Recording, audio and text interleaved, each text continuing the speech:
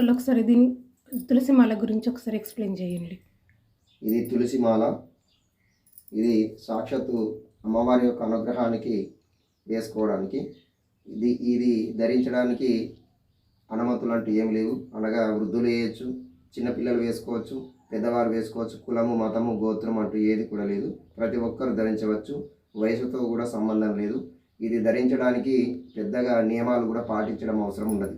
తులసి మాలకు సమస్త దేవతలందరూ కూడా తులసిలో నివాసం ఉంటారు కనుక ఈ మాల వేసుకోవడం వల్ల ఆరోగ్యము, నిత్యం సుఖము, సంతోషము, సౌభాగ్యము చేకూరుతుంది.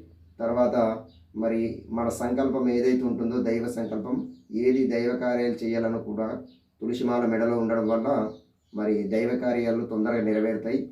శ్రీ మహావిష్ణువుకు ప్రీతికరమైంది తులసిమాల కనుక ఇది ఆడవారు కూడా వేసుకోవచ్చు. మరి దీనికి నియమాలు పెద్దగా ఉండవు.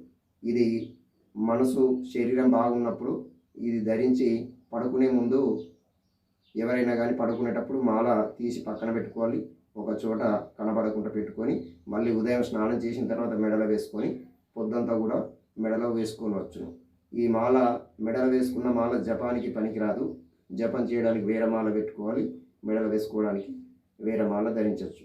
ఈ మాల ధరించడం వల్ల సమస్త సుఖ సంతోషాలు చేకూరుతాయి. దీనివల్ల ఎటువంటి నష్టం లేదు.